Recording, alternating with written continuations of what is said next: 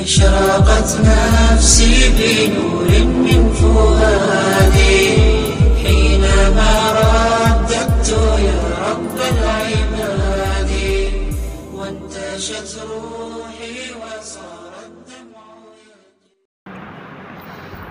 الحمد لله نحمده ونستعينه ونستغفره ونؤمن به ونتوكل عليه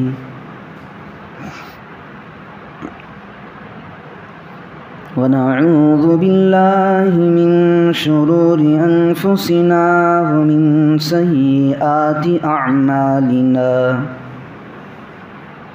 من يهده الله فلا مضل له ومن يضلله فلا هادي له ونشهد أن لا إله إلا الله وحده لا شريك له ونشهد أن سيدنا وسندنا ونبينا وحبيبنا ومولانا محمدا عبده ورسوله أما بعد فقد قال الله تبارك وتعالى في كلامه المجيد والفرقان الحميد بعد أعوذ بالله من الشيطان الرجيم بسم الله الرحمن الرحيم لقد كان لكم في رسول الله أسوة حسنة وقال النبي صلى الله عليه وسلم لا يؤمن أحدكم حتى أكون أحب إليه من والده وولده والناس أجمعين أو كما قال صلى الله عليه وسلم. محترم المقام، معزز حاضرین مجلس، دینی بھائیوں، دوستوں، عزیزوں اور بزرگوں،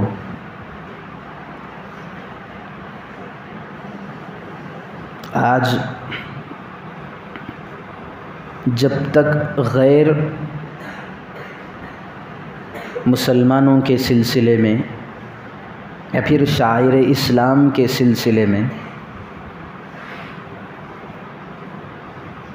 یا اللہ اور اس کے رسول کے درمیان میں آڑ نہیں بنتا ہے، اس وقت تک اس کی کرسی مضبوط نہیں رہتی ہے. میں آج سے 15 سال پیچھے آپ کو لے جانا چاہتا ہوں کہ آج کے حساب سے دنیا کے اندر مسلمانوں پر حالات ایک عجیب طریقے سے امنڈ رہے ہیں. ہمیں احساس تک نہیں ہوتا کہ جو حالات آ رہے مسلمانوں پر یا اسلام پر آ رہے، یہ غیروں نے اپنے مفاد کے لیے حالات مسلمانوں پر لائے. ایک سوچی سمجھی سازش کے تحت مسلمان دب کر کے چل رہا ہے. جب تک یہ مسلمانوں کے بارے میں انگلیاں نہیں کریں گے، اسلام کے خلاف انگلیاں نہیں اٹھائیں گے، تب تک یہ اپنی کرسی کو مضبوط نہیں بنا سکتے.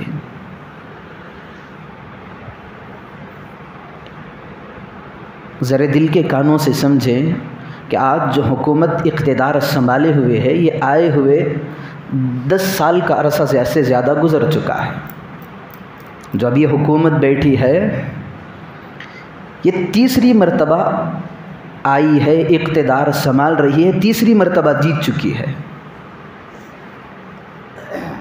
پہلی مرتبہ 2014 میں جب یہ حکومت جیتی تھی، حکومت کو برقرار رکھنا بھی ہے، ووٹنگ لینا بھی ہے، تو اس کا 5 سال کا ٹائم ہوتا ہے. 2014 میں الیکشن ہوا تھا تو 2018 تک تو امت مسلمہ کے اندر، شاعر اسلام کے اندر اس کے خلاف آوازیں اٹھا کر کے مسلمانوں کو تکلیف پہنچا کر انہوں نے اپنی سیٹ کو برقرار رکھا.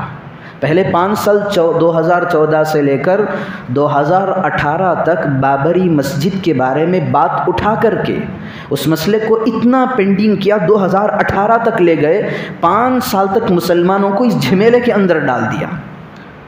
ہر مسلمان کے منہ پر یہ جملے نکل رہے تھے کہ بابری مسجد کا کیا ہوگا، بابری مسجد کا کیا ہوگا، لیکن یہ اندر سے یہ لوگ کام چلا رہے تھے۔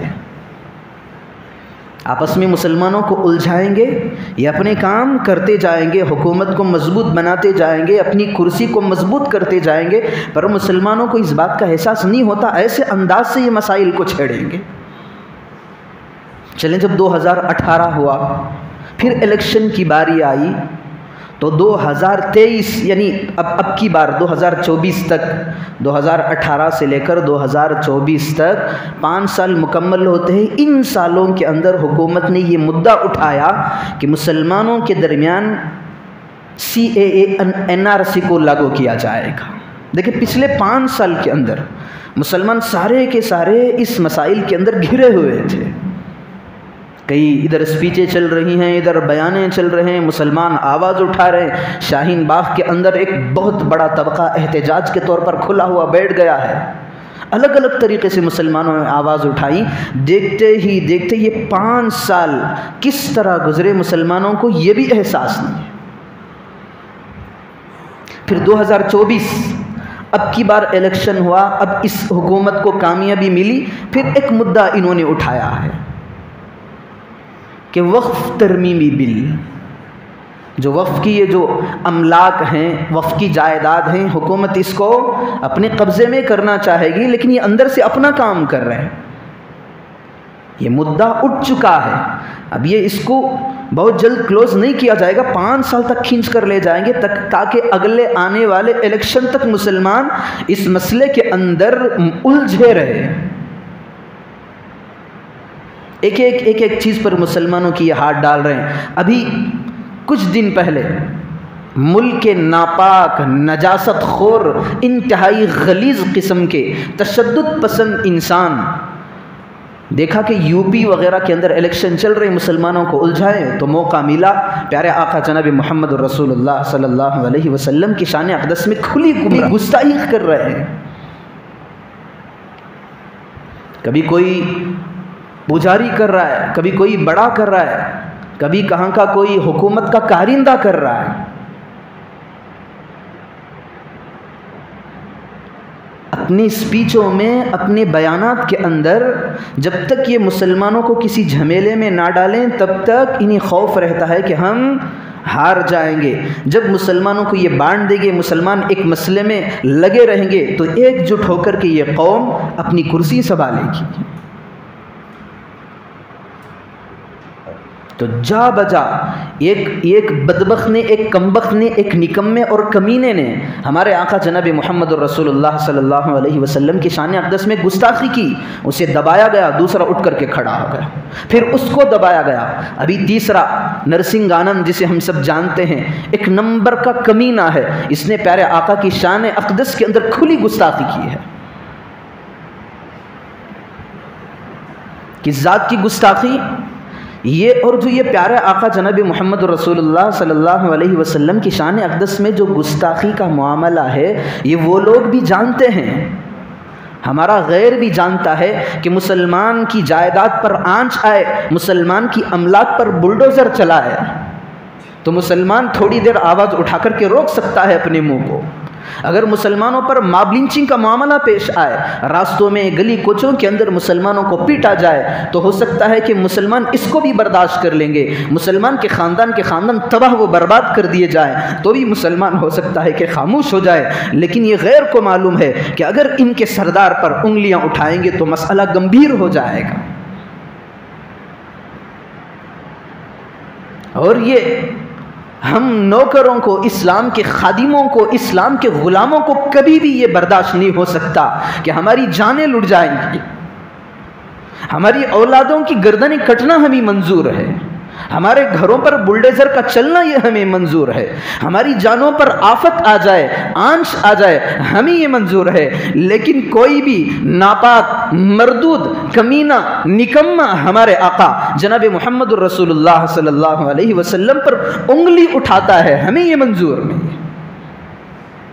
یہ سچے عاشق رسول کی بات ہے۔ صرف اس مسلمانوں کا حال نہیں ہے، آج سے 1400 سال پیچھے چلے جائیں، جس نے بھی پیارے آقا جناب محمد الرسول اللہ صلی اللہ علیہ وسلم کی شان اقدس میں گستاخیاں کی ہیں، پیارے آقا کی برائی بیان کیا ہے یا پیارے آقا کی ہجو بیانی کی ہے، تو اس کا سر اس کے تن سے جدا کر دیا گیا ہے۔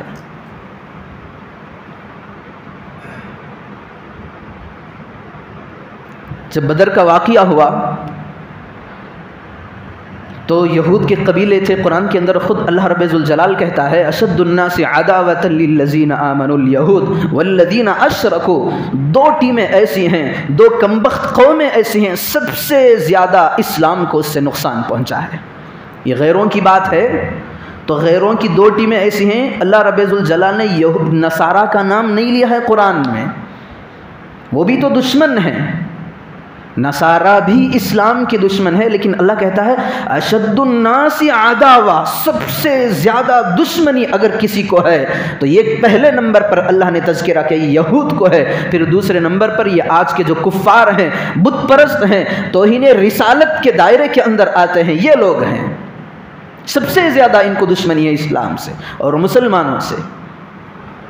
اس زمانے میں بھی ایسا ہی تھا، جنگ بدر کا معاملہ پیش آیا تو اس وقت یہودیوں کے قبیلے میں ایک کعب بن اشرف، ایک ناپاک گندی نالی کا کیڑا، اسے یہ پسند نہیں تھا کہ مسلمان چین کی زندگی گزارے، پیارے آقا کا حلیہ اسے پسند نہیں تھا، پیارے آقا کی زندگی اسے پسند نہیں تھی، تو بڑا زبردست قسم کا شاعر بھی تھا، اپنے شعر کے اندر پیارے آقا کی برائی بیان کرتا، مسلمانوں کو ٹھیس پہنچاتا، تکلیفیں پہنچاتا۔ مسلمان تنگ آ چکے تھے، حتیٰ کہ پیارے آقا جناب محمد الرسول اللہ صلی اللہ علیہ وسلم نے فرمایا کون ہے جو اس سے میرا پیچھا چھوڑا ہے؟ آپ علیہ الصلوۃ والسلام کا اشارہ تھا کہ کون ہے جو اس ناپاک مردود کا کام تمام کر کے آئے۔ مجلس میں بیٹھے ہوئے تھے حضرت محمد بن مسلمہ، بخاری شریف کی روایت ہے، انہوں نے کہا یا رسول اللہ میں اس کے لیے تیار ہوں۔ اللہ کے رسول صلی اللہ علیہ وسلم نے فرمایا فَإِنَّهُ آذَى اللَّهَ وَرَسُولَهُ، اس کمبخت اور نکمے نے اللہ اور اس کے رسول کو تکلیف پہنچایا۔ اللہ اور اس کے رسول کو تکلیف، یہ کیسے ہو سکتا ہے؟ گویا کہ اسلام کو تکلیف پہنچانا، مسلمانوں کو تکلیف پہنچانا، یہ اللہ اور اس کے رسول کو تکلیف پہنچانا ہے۔ پھر حضرت محمد بن مسلمہ رضی اللہ عنہ نے پیارے آقا جناب محمد الرسول اللہ صلی اللہ علیہ وسلم سے پوچھا هل تأذن لی ان اکون شیئا، پیارے آقا میں کچھ باتیں بنا کر کے اس کے سامنے رکھوں، کیا مجھے اجازت ہے؟ تو پیارے آقا نے کہا جو کہنا ہے کہہ لے، برس اس کا کام تمام کر کے ہی آنا۔ اب یہ سچے عاشق رسول تھے جن کے رگ رگ کے اندر، خون کے اندر اسلام کا خون دوڑ رہا تھا۔ اٹھ کر کے کھڑے ہوئے، سیدھے پہنچے، کعب بن اشرف کا قلعہ تھا، اس میں پہنچے، جو کمبخت پیارے آقا کی گستاخی کرتا تھا اس کے سامنے جا کر کے بیٹھ گئے، بیٹھ کر کہنے لگے یار ہمیں محمد سے بہت تکلیف ہو رہی ہے۔ حضرت محمد بن مسلمہ رضی اللہ عنہ کہنے لگے کعب بن اشرف سے کہ محمد سے ہمیں تکلیف پہنچ رہی ہے، بات بات پہ ہم سے چندہ اکٹھا کرتے ہیں، ہمارے مالوں کو لیتے ہیں، ہم اب یہ برداشت نہیں کر سکتے، یہ ہمیں دینے نہیں ہو رہا ہے، سارا کا سارا وہ لے رہے ہیں، تو میں آپ سے ہیلپ اور مدد لینے کے لیے آیا ہوں، آپ مجھے غلہ عنایت کر دیں۔ تو کعب بن اشرف نے کہا میں تمہیں پہلے ہی آگاہ نہیں کیا تھا کہ محمد کے ساتھ نہیں رہنا، دیکھے آگے اور تکلیفیں آئے گی تم پر۔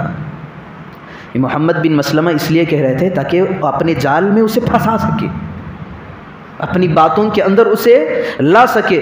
تو پھر حضرت محمد بن مسلمہ رضی اللہ عنہ نے کہا میں ایک ضرورت کے تحت تمہارے پاس آیا ہوا ہوں، مجھے ضرورت ہے غلے کی، اناج وغیرہ کی، مجھے عنایت کر دے، میں واپس کر دوں گا۔ دیکھیے کتنا بڑا رذیل کمینہ ہے، کہتا ہے کہ تمہیں غلے کی ضرورت ہے تو غلہ لے جانا، اس کے بدلے میں اپنی بیوی کو میرے پاس چھوڑ دینا۔ آج کے نکمے لوگ بھی اس سے گھٹیا کام نہیں کر سکتے۔ کوئی آدمی قرض مانگے تو کہتا ہے کہ قرض لوٹانے تک اپنی بیوی کو میرے پاس چھوڑ دے. تو اس بات سے ذرا اندازہ لگائیں کہ کتنا رذیل، کتنا کمینہ، کتنا کم بخت تھا. تو حضرت محمد بن مسلمہ رضی اللہ عنہ نے کہا کہ بھائی دیکھو، تم اتنے خوبصورت ہو، میری بیوی آئے گی تو ہو سکتا ہے کہ میں قرضہ تو تمہارا لوٹا دوں گا، لیکن میری بیوی تمہاری خوبصورتی کو دیکھ کر تمہارے پاس ہی رہ جائے گی، میرے پاس نہیں آئے گی. یعنی اس کو اپنے جال میں پھنسا رہا ہے. پھر تو اس نے کہا بیوی کو چھوڑ دو، اپنے بچوں کو لے کر کے آ جانا. تو حضرت محمد بن مسلمہ رضی اللہ عنہ نے کہا یہ بھی ہو سکتا ہے کہ میرے بچے آپ کے پاس آ جائیں، میں سارا غلہ جو بھی میں نے لیا تھا وہ بھی واپس کر دوں. جب میں بچوں کو لے کر جاؤں گا تو لوگ تانا دیں گے کہ چند غلے کے بدلے میں اس کے بچے غلام بن کر کے آ رہے ہیں. تو حضرت محمد بن مسلمہ رضی اللہ عنہ نے کہا چلو ایسا کرتے ہیں کہ جتنے ہتھیار، نیزے، تلواریں میرے پاس ہیں وہ آپ کے پاس پہنچا دوں گا. تو وہ کہا خوشی سے کہنے لگا ہاں یہ تو بڑی اچھی بات ہے. تو حضرت محمد بن مسلمہ رضی اللہ عنہ واپس چلے گئے، جا کر کے اپنے ساتھیوں کو تیار کر کے لا رہے اور کہہ رہے ہیں کہ جیسے ہی موقع ملے گا موقع کی طاق میں رہوں گا، جیسے ہی اس کی گردن میرے ہاتھ آئے گی میں گردن کو سامنے کر دوں گا، پھر اس کا کام تمام کر دینا. پھر رات کا وقت تھا. حضرت محمد بن مسلمہ رضی اللہ عنہ جا کر کے اس کے دربار میں اس کا دروازہ کھٹکھٹائے تو کعب بن اشرف کی بیوی کہنے لگی اٹھ کر کے نہ جائیں، مجھے اس آواز سے آپ کے قتل کی بو آ رہی ہے. کبھی ایسا اندیشہ ہو سکتا ہے کہ اتنی رات میں آ رہے ہوں تو ہو سکتا ہے کہ گڑبڑی ہو جائے گی. تو کعب بن اشرف نے کہا بہادر ہے میں بہادر ہوں، بہادر کبھی بھی کسی وقت بھی اسے بلایا جائے گا تو وہ ڈر کر کے باہر نہیں جائے گا، چھوڑ دے مجھے، میں جانا چاہ رہا ہوں. باہر نکل کر کے آیا، کم وقت وہ باہر آیا تو ادھر سے حضرت محمد بن مسلمہ رضی اللہ عنہ اندر داخل ہوئے تو ایک چادر اوڑے ہوئے تھا جس سے خوشبو آ رہی تھی. پوچھنے لگے یہ کیسی خوشبو آ رہی ہے؟ چونکہ آدمی اس کا ایک جملہ ہے تحتی حسینۃ العرب والعجم، میرے پاس ایک ایسی حسینہ ہے جو عربوں کے اندر بھی حسینہ ہے، عجمیوں میں بھی حسینہ ہے. یعنی بیوی کی تعریف کر رہا تھا، اتنی خوبصورت بیوی. جب بیوی خوبصورت ہو تو آدمی اس کے دل بہلانے کے لیے ہر وقت عطر، خوشبو وغیرہ استعمال کیا کرتا ہے. تو ایک چادر کے اندر یہ بیٹھا ہوا تھا، خوشبو آ رہی تھی. تو حضرت محمد بن مسلمہ رضی اللہ عنہ نے کہا کہ میں خوشبو کو سونگھ کر کے دیکھ سکتا. جو چادر اوڑھ کر تھا گردن کے پاس لٹکا ہوئے تو اس نے اجازت دے دی، ہاں ہاں. تو حضرت محمد بن مسلمہ رضی اللہ عنہ اس کے گردن کے سونگھنے کی غرض سے، یعنی وہ سمجھے کہ میں سونگھنے کے لیے جا رہا ہوں اس کی خوشبو، تو گئے گردن کو پکڑا، ساتھیوں کو اشارہ کیا، اس کے سر کو اس کے تن سے جدا کر دیا. پھر پیارے آقا نبی صلی اللہ علیہ وسلم کے دربار میں پہنچے تو پیارا آقا جناب محمد رسول اللہ صلی اللہ علیہ وسلم نے دعائیں دی، قد افلحت الوجوہ، جتنے بھی لوگ گئے تھے قسم بخدا تم تو کامیاب ہو گئے. تو میں بتا رہا تھا یہ روز اول سے، آج نہیں، آج سے 1400 سال پہلے سے اگر کوئی ہمارے آقا کی شان میں گستاخی کرے تو یہ نہ صحابہ کو برداشت، نہ تابعین کو برداشت، نہ تبع تابعین کو برداشت، نہ آج کے مسلمانوں کو برداشت ہے. صحابہ کو چھوڑ دیں، خود اللہ رب ذوالجلال کو یہ برداشت نہیں ہے کہ میرے آقا، میرے حبیب، میرے پیارے، میرے لاڈلے، یعنی میرے چہیتے کے بارے میں کوئی انگلیاں اٹھائے. خود اللہ کو منظور نہیں. آپ کا چچا ابو لہب آپ کے بارے میں ہلاکت کی بددعائیں کرتا رہا تو اللہ رب ذوالجلال کو پسند نہیں آیا. مکمل ایک سورت قرآن کریم کے اندر نازل فرما دی، تبت یدا ابی لہب. ارے کمبخت تو میرے محبوب کے بارے میں انگلیاں اٹھا رہا ہے، تجھ پر ہلاکت ہو. تبت یدا ابی لہب، اے ابو لہب تیرے ہاتھوں کو تباہی آئے، تیرے ہاتھ کٹ جائیں، تیرے ہاتھ مٹ جائیں، تیری ذات تباہ و برباد ہو کے رکھ جائے. کیوں یہ پسند نہیں؟ پیارے آقا کی شان کے اندر انگلیاں اٹھانا یہ پسند کیوں نہیں ہے؟ اللہ رب ذوالجلال نے کائنات کو بنایا، کائنات کے ذروں کو بنایا، انسان کے اوپر نعمتوں کو انڈھیل کر کے بکھیر کر کے رکھ رہا ہے. آپ کبھی بھی قرآن اٹھا کر کے کھول کر کے دیکھیں، حدیث کے ذخیرے کو اٹھا کر کے دیکھیں، کبھی اللہ رب ذوالجلال نے اس امت پر احسان نہیں جتلایا ہے، کبھی بھی نہیں. آپ یہ نہیں دیکھ سکتے کہ اللہ نے کبھی احسان جتلایا ہو.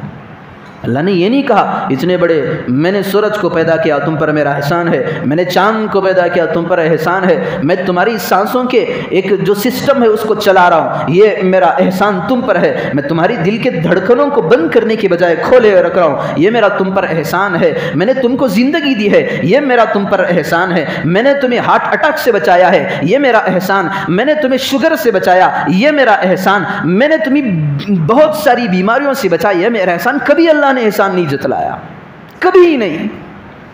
کتنی ساری نعمتیں ہم اللہ رب ذوالجلال کی ذات سے حاصل کر رہے ہیں، کسی بھی قیمت پر اللہ نے کسی نعمت پر احسان نہیں جتلایا، صرف ایک مرتبہ اللہ رب ذوالجلال نے احسان فرمایا۔ قرآن پاک کے اندر اللہ رب ذوالجلال کہہ رہا ہے لقد من اللہ علی المؤمنین، اے ایمان والو کان کھول کر کے سن لینا، سب سے بڑا احسان میں تم پر کر چکا ہوں۔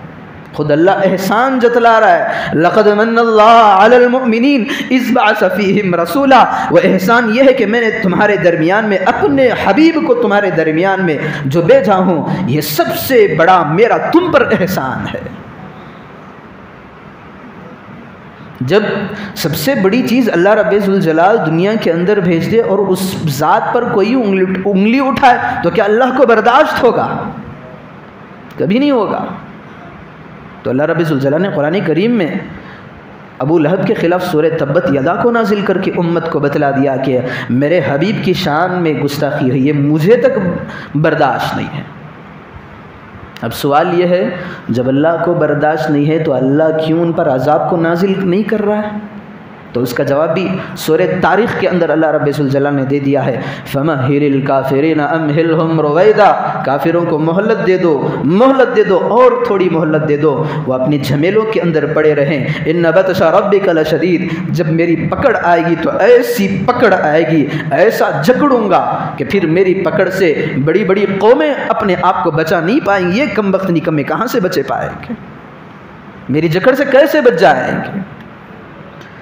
تو آج ان کے مسائل حل کرنے کے لیے شاعر اسلام میں انگلیاں کر رہے ہیں، مسلمانوں پر آنچیں آ رہی ہیں، پیغمبر کی ذات پر انگلیاں اٹھائی جا رہی ہیں، اللہ اور اس کے رسول پر، اللہ اور اس کے رسول کی شانوں کے اندر گستاخیاں ہو رہی ہیں۔ یہ تو ہو رہا ہے۔ تو میں پوائنٹ نمبر 2، دوسری بات میں اس کی وجہ بچانا چاہتا ہوں۔ یہ وجہ کیا ہے؟ آج ان لوگوں کو موقع کیسا ملا ہمارے رسول صلی اللہ علیہ وسلم کی شان کے اندر گستاخیاں کرنے کا؟ یہ وجہ یہ ہے کہ کمبخت قوم ہماری مسلمانوں کی ہے، یہ ہماری وجہ سے یہ آج اٹھ کر کے کھڑے ہیں، ورنہ ان کی اندر ہمت نہیں ہے کہ مسلمانوں کے لیڈر پیارے آقا کی شان اقدس کے اندر گستاخیاں کریں۔ ان کی ہمت اتنی نہیں ہے، ہم نے موقع دیا ہے ان کو کہ تم پیارے آقا کی شان کے اندر گستاخیاں کرو۔ کیسے موقع دیا ہے؟ احکام خداوندی سے کو ہم نے پس پشت ڈال دیا، پیغمبر کی سنتوں کو ہم نے چھوڑ دیا، یہ آج کفار کو موقع مل گیا ہے۔ میرے بھائیوں ذرا دل کے کانوں سے اس بات کو سمجھے، آدمی مسلمان شرابی ہو، کبابی ہو، چوری کرنے والا ہو، ڈکیتی ہو، ڈاکہ زن ہو، جب بھی عید کا موقع آتا ہے تو ساری چیزوں کو چھوڑ کر عید کی نماز پڑھنے کے چلا جاتا ہے۔ ذرا اس منظر کو اپنی نگاہوں میں اب دل و دماغ کے اندر لے کر آئیں تھوڑی دیر کے لیے۔ عید کا منظر کیسا ہوگا؟ مسجدیں ہاؤس فل، راستوں کے اندر نمازیں پڑھائی جا رہی ہیں، نمازیں لوگ پڑھ رہے ہیں، عیدگاہیں فل ہو کر کے راستوں کے اندر حاصریں، چادریں، جو بھی ڈالنا ہے ڈال کر کے نمازیں پڑھ رہے ہیں۔ حکومت کو اوپر سے لے کر نیچے تک الرٹ رہنا پڑتا ہے، سارے حکومت کے اندر کھلبلیاں مچ جاتی ہیں۔ کیوں؟ صرف ایک وقت کے لیے مسلمان بن چکا ہے۔ کیسی سیکیورٹی ہوتی ہے، پولیس کا محکمہ گلی چپوں کے اندر بکھرا ہوا پڑا رہتا ہے۔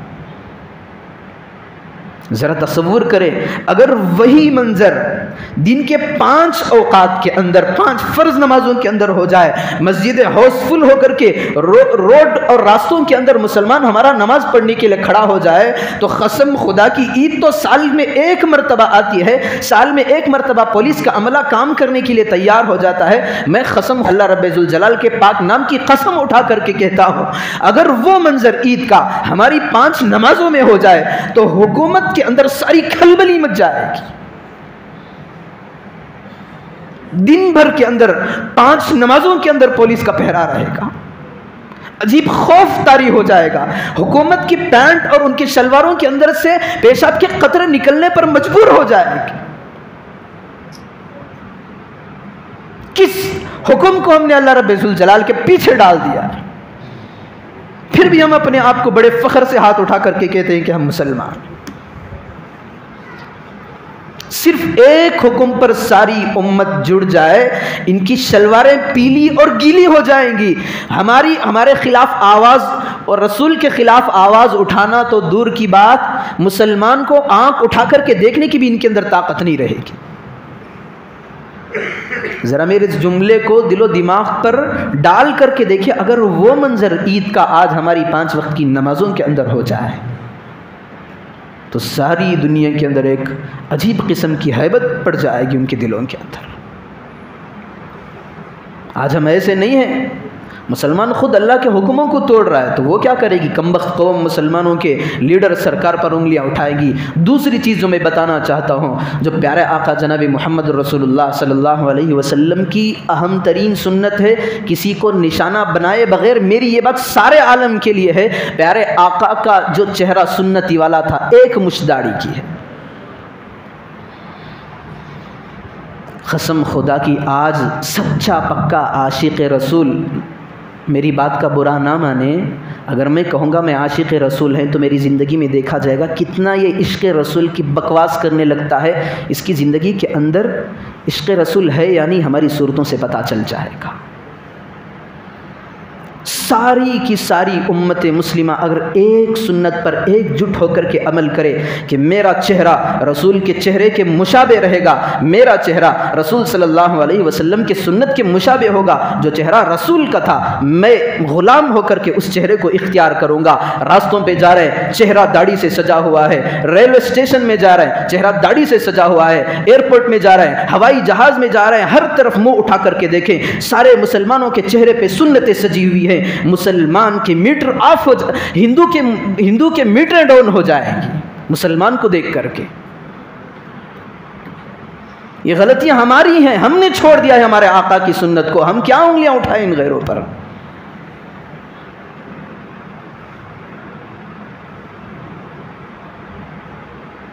اگر آج دنیا کے اندر دیکھیں، ہم میڈیا ہمارے پاس ایک بہترین پیغام پہنچانے کا بہت بڑا ذریعہ ہے۔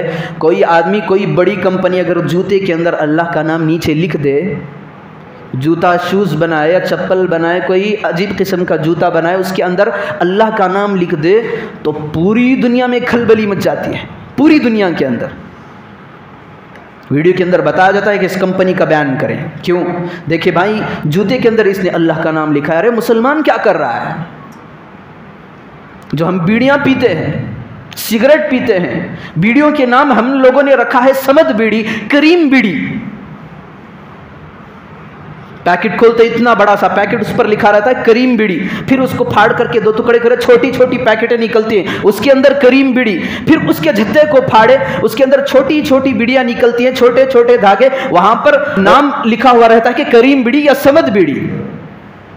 مسلمان اللہ کے پاک نام، سمد اللہ بے نیاز ہے، کریم اللہ کے علاوہ کوئی سخی نہیں۔ جب اس نام کی بے حرمتی کر رہا ہے تو اس پر کوئی آبجیکشن، کوئی سوال نہیں، کوئی اعتراض نہیں، کوئی اشکال نہیں۔ اگر غیر جوتے کے اندر اللہ کا نام لے، سارے ملک کے اندر کھلبلی مچ رہی ہے۔ میری بات کو ہلکے میں نہ لیں، میں جو بول رہا ہوں، جو پوائنٹس، اس کو غور کریں۔ اگر کوئی کافر کر رہا ہے تو سارے ملک کے اندر تباہی مچ جاتی ہے۔ مسلمان مساجد کے لیٹرن خانوں کے اندر، استنجا خانوں کے اندر بیٹھ کر کے بے شرم بن کر کے بیڑیاں پی کر کے وہاں ڈالتا ہے، کھڈیوں کے اندر ڈالتا ہے، حتیٰ کہ مسجد کے منتظمہ کمیٹی والوں کو لکھنا پڑتا ہے کہ بھائی مسجد کے بیت الخلا خراب نہ کریں، ڈسٹ بن کے اندر ڈالیں۔ تو اب یہ صاحب بورڈ پڑھ لیے کہ بھائی بیڑی پی کر کے اندر لیٹرن وغیرہ میں نہیں ڈالنا ہے، ڈسٹ بن میں ڈالیں گے۔ اب پی رہا ہے وہاں کریم بیڑی، سمت بیڑی ڈال رہا ہے ڈسٹ بن میں، تو اللہ کے نام کی کتنی بے حرمتی ہو رہی۔ کبھی ہم نے تھوڑی دیر کے لیے، 1 منٹ کے لیے، کبھی ہم نے اپنے آپ کو اس مسئلے میں ڈال کر کے ہم نے سوچا ہے؟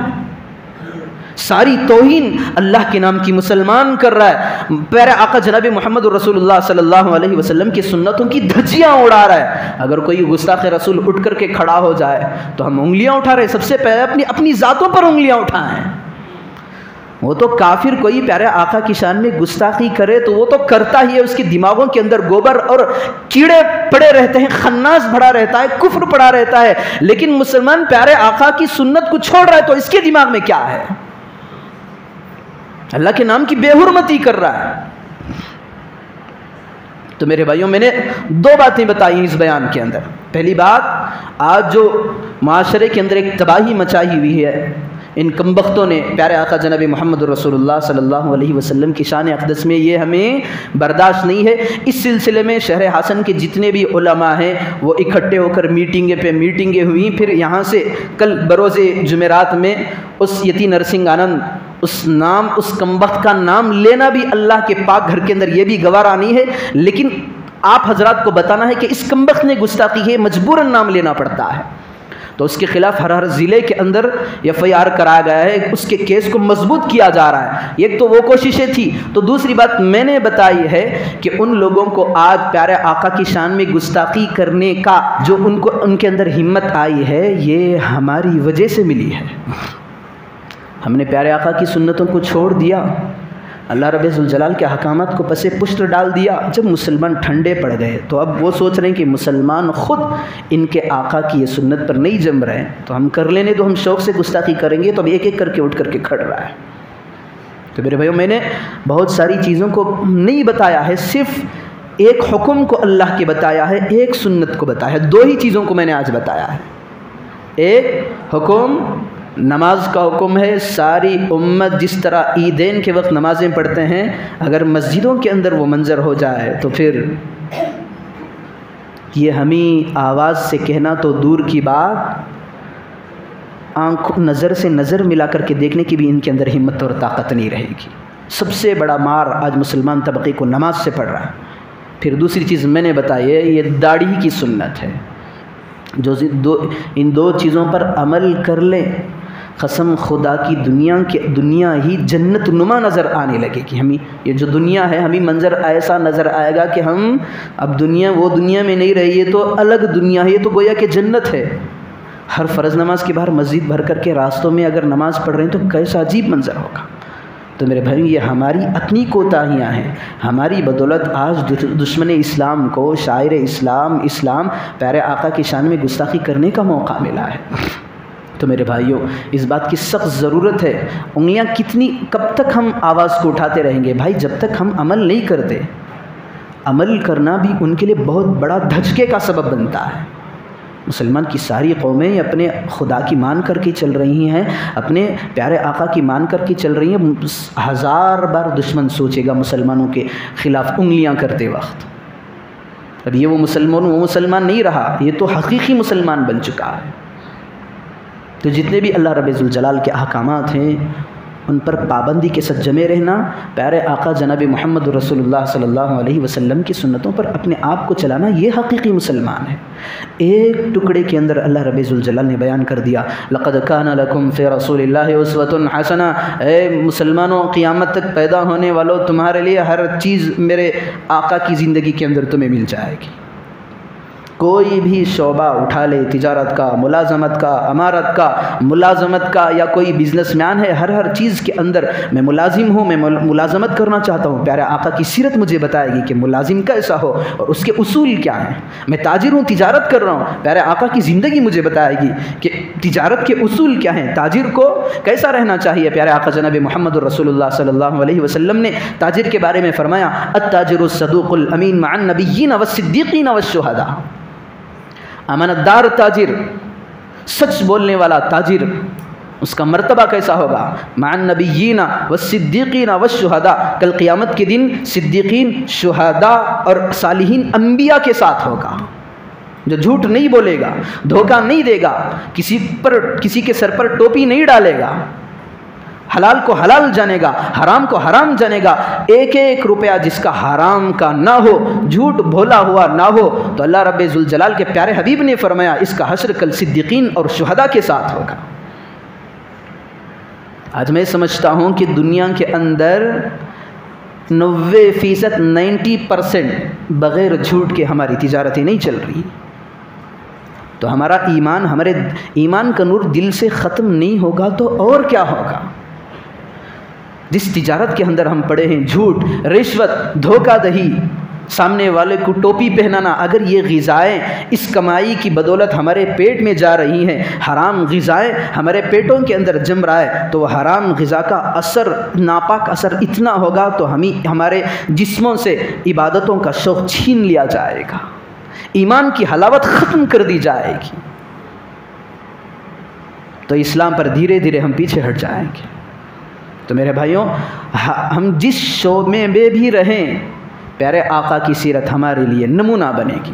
تو آج سے یہ تہیہ کر لیں، جو بھی اللہ رب ذوالجلال کے احکامات ہیں، پیارے آقا جناب محمد رسول اللہ صلی اللہ علیہ وسلم کی سنتیں ہیں، ہم موت تک تادم حیات ان پر، یعنی ان احکام اور ان سنتوں پر اپنے آپ کو جمائے رکھیں گے. اللہ رب ذوالجلال سے دعا فرمائیں کہ اللہ پاک ہم تمام کو احکامات کی پابندی نصیب فرمائے، پیارے آقا جناب محمد رسول اللہ صلی اللہ علیہ وسلم کی سنتوں کو جان جان کر موت تک چلنا نصیب فرمائے. آمین. وآخر دعوانا ان الحمد للہ رب العالمین.